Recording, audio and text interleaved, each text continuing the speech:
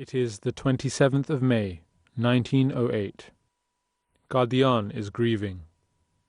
The promised Messiah alayhi salam, Hazrat Mirza Ghulam Ahmad, has passed away the previous day, and his devout followers behold his blessed countenance for the last time.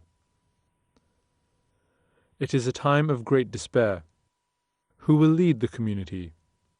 The faithful turn to God in supplication, and it is not long before prayers are answered.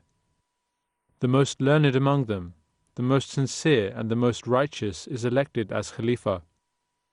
So who was this man, and what is his story?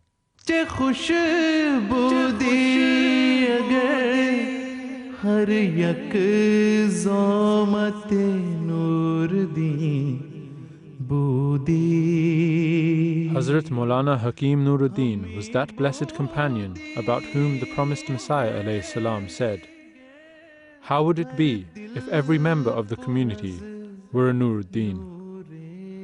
So would it be if every heart was filled with the light of the certainty of faith."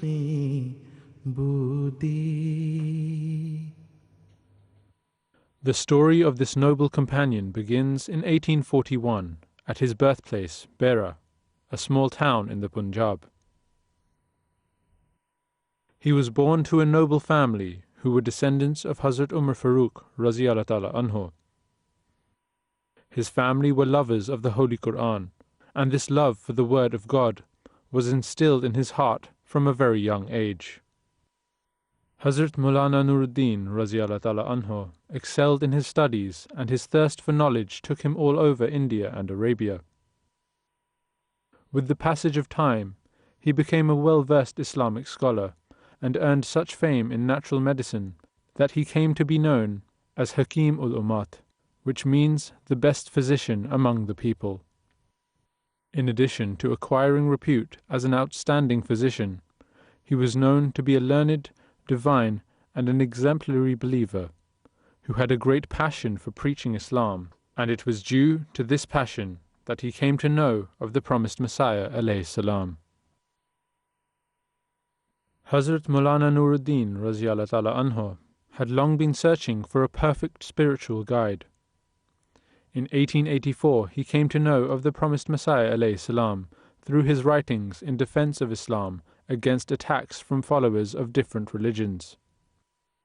In order to meet the promised Messiah, he travelled to Qadian and was convinced of his truth as soon as he saw him. Following this, he was in constant touch with the promised Messiah, and in March 1889 he became the first person to pledge allegiance to the promised Messiah alayhi salam. Hazrat Maulana Nooruddin Raziyallahu Ta'ala Anhu remained a devoted servant of the promised Messiah alayhi salam and would visit him regularly. Under the instructions of the promised Messiah, he came to stay in Qadian without ever thinking of his hometown. In Qadian, he was wholly dedicated to serving the promised Messiah. He would give lectures on the Holy Quran and Hadith, and provide service as a physician to all. Furthermore, he served as a teacher in Talimul Islam High School. So sincere was his devotion that the promised Messiah alayhi salam once said that he is in such accord with him as the pulse is in accord with the breath. The promised Messiah alayhi salam passed away on the 26th of May 1908 after a short illness. A few years prior to his death, he had published a booklet by the name of The Will, in which he offered his community the consolation that after his departure, God would help them with the second manifestation of his power, as it had happened at the death of the Holy Prophet sallallahu alaihi wasallam, when God had raised Hazrat Abu Bakr as his second manifestation to rally the Muslims. Thus, Hazrat Hakeem Maulvi Nooruddin Raziyallahu Ta'ala Anhu was raised as the second manifestation after the promised Messiah alayhi salam, and was elected the first Khalifa of the movement under divine guidance. Khilafat kya hai ek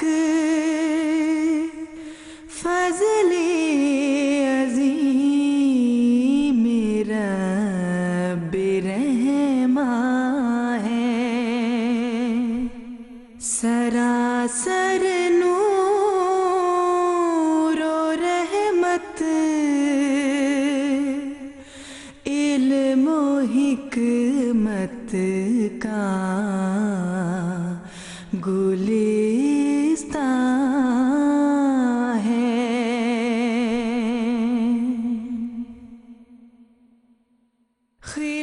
Divine grace enabled him to perform in his capacity as Khalifatul Masih so well that by the time of his death in 1914, the movement had been fully safeguarded against disruption and disintegration. The majority of members remained loyal and devoted to the Khalifa, but a small number of people who were under the influence of Maulvi Muhammad Ali began propagating their thoughts against the Khalifa and raising the question that does the authority lie with the Khalifa or the Anjuman, which was the administrative body set up by the promised Messiah alayhi salam. They also spread the idea that the only function of the Khalifa is to lead the prayer services and funeral services and make announcements of weddings and to take the covenant of new entrance into the movement. Hazrat Khalifatul Masih I refuted these ideas and emphatically clarified the true concept of Khilafat. Hazrat Khalifatul Masih was a man of learning and knowledge and fully understood the role education played in the moral training and propagation of Islam. Thus, in 1909, the foundation stone of Madrasa-e-Ahmadiyya, an institute of theological studies, was laid. Hazur was very concerned about serving humanity and helping the poor. For this purpose, he established a scheme to provide houses to the poor. He also set up a small dispensary, which later grew into a hospital. During his Khilafat, a number of magazines and newspapers were established, one of the most prominent being Al-Fazl, which is still being published to this day. One of the milestones of his Khilafat was the establishment of the first Ahmadiyya Muslim mission in 1914, and the first missionary sent to England was Chaudhry Fateh Muhammad Sial. Hazrat Khalifatul Masih I passed away on Friday the 13th of March, 1914. Over 2,000 Ahmadis converged at the Aqsa Mosque, where, in accordance with his will, he stated that his successor should be a righteous and devoted man. Hazrat Mirza Bashiruddin Mahmud Ahmed Raziyallahu Ta'ala Anhu was elected as the Khalifa.